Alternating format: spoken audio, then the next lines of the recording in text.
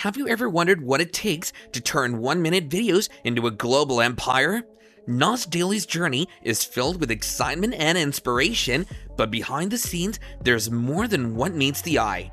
Is his success hiding a darker truth? Let's find out. Nas Daily, whose real name is Nasser Yassin, gained fame for his unique 1-minute travel videos that highlighted various cultures, people, and places around the world. His upbeat and engaging style captured millions of followers across Facebook, Instagram, and YouTube. But as with any meteoric rise, there's more than meets the eye. Some critics argue that Nas's approach glosses over complex social issues or promotes stereotypical portrayals. Others raise questions about his monetization strategies, business model, and corporate partnerships. Nas's early life was shaped by his experience growing up as a Palestinian in Israel, surrounded by dual narratives that often clashed. He was exposed to a world of mixed identities and perspectives, which played a significant role in shaping his worldview. From a young age, Nas was curious about people, cultures, and stories, a curiosity that would later fuel his career as a global storyteller. Graduating from Harvard with a degree in economics, Nas initially worked at Venmo, a major payment company, but he couldn't shake his passion for exploring the world. This drive led him to leave his stable tech career and dive into the unpredictable world of online content. With 1,000 1-minute videos as his goal, he set off on a journey that would change his life and ultimately resonate with millions. Nas's journey began with a deep curiosity about the world and his experience as a Palestinian in Israel, where he saw life through multiple perspectives.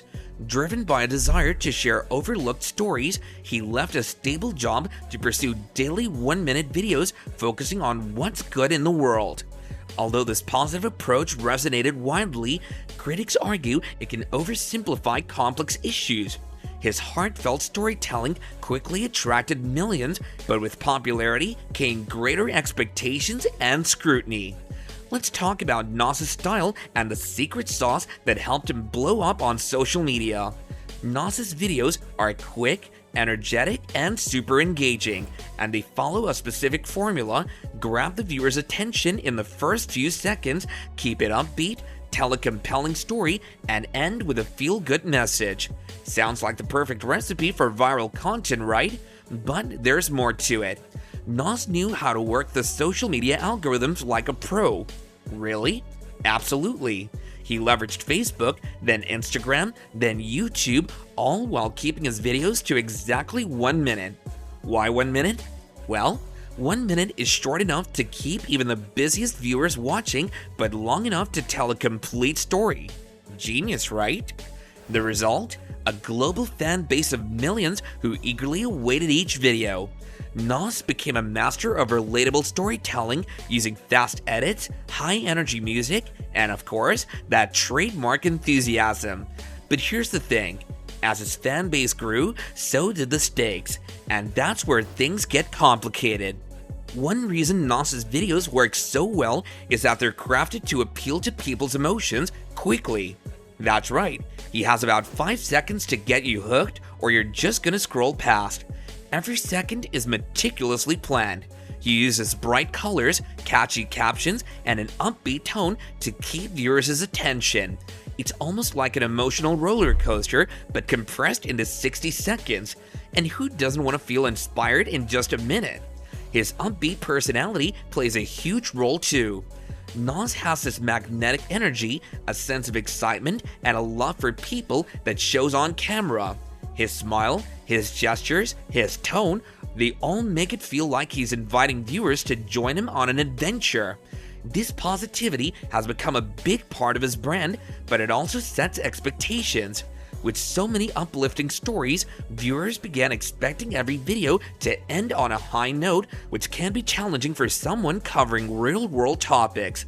But here's the flip side. The 1-minute format often leaves no room for nuance. When it comes to complex social issues, 1 minute just isn't enough to address all sides. So while people love the feel-good element, critics argue it creates a skewed version of reality. Does every issue have a positive side? And is that positive side really the whole story? For some, the answer is a definitive no. Now let's dig into some of the controversies that have cast a shadow over Nas Daily's shiny brand. The first major one? His video features Wong Ode, a 103-year-old tattoo artist from the Philippines. She's a cultural icon, preserving an ancient tattooing art from the Kalinga tribe. Nas visited Wong Ode and made a video about her, but then things took an unexpected turn. He announced that Wong Ode would be teaching through Nas Academy, his online education platform. Sounds pretty cool, right? A way to share her art with the world? But here's where it gets murky. Wong Ode's family claimed she didn't fully understand or agree to this. Really? Yeah. According to her family, Nas Academy was exploiting Wong Ode's art and cultural heritage without proper permission. Nas responded with a video showing Wong Ode signing a contract with her thumbprint. But this didn't justify everyone, especially not the Philippines' National Commission on Indigenous Peoples, which opened an investigation. They argued that the tattooing tradition is more than an individual skill. It's part of the tribe's cultural heritage. The result? Nas Academy had to halt the course. So, was it a misunderstanding? Or was Nas pushing the boundaries of cultural sensitivity for the sake of content?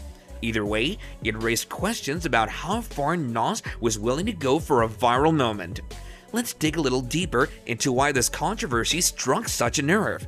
Wong Ode isn't just any tattoo artist, she's a custodian of a centuries-old cultural tradition. Her art isn't just about ink on skin, it's a symbol of heritage, of pride, and of community. By packaging her art as a course, critics argue that Nas Academy missed the heart of what Wong Ode represents.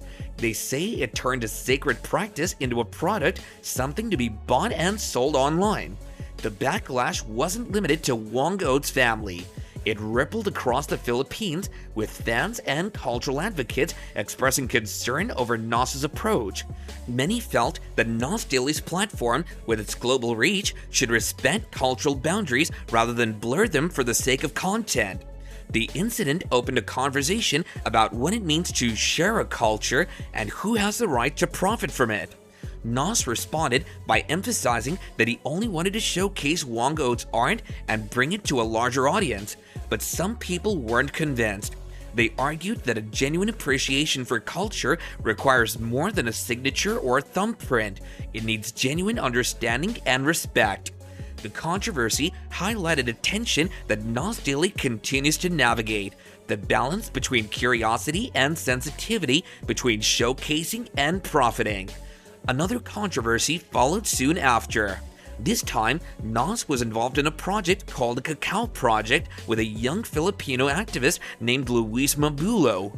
Her project was all about sustainable agriculture, helping local farmers plant cacao to improve their livelihoods. Sounds like a great story, right? But according to Louise, Nas wasn't interested in covering the project for what it was. She alleged that he mocked the local dialect and dismissed the project as not clickable enough. Really? Nas denied these claims, arguing that the Cacao Project wasn't achieving the impact it claimed and that the story wasn't as inspirational as portrayed. To make matters more complicated, his partner at Project Nightfall supported this view, claiming that there were discrepancies in what they saw versus what was advertised. This incident sparked a debate about the purpose of Nas's platform. Is it really about telling inspiring stories, or is it just about creating content that goes viral? Critics argued that Nas Daily's mission was evolving into something less about genuine storytelling and more about sensationalism. It wasn't just a matter of misunderstanding or miscommunication, it was about trust. Luis had hoped Nas would amplify the voices of Filipino farmers and environmentalists, and that this exposure would help her cause. Instead, she felt that her project was reduced to content material, just another video in a queue of stories to be told. And here's the thing, when you're documenting real people's struggles, that sense of responsibility matters. On the other hand, Nas countered that he was committed to authenticity. He claimed that the project didn't live up to the story that had been pitched to him. Was he being realistic, or just too focused on finding an Instagram-worthy angle?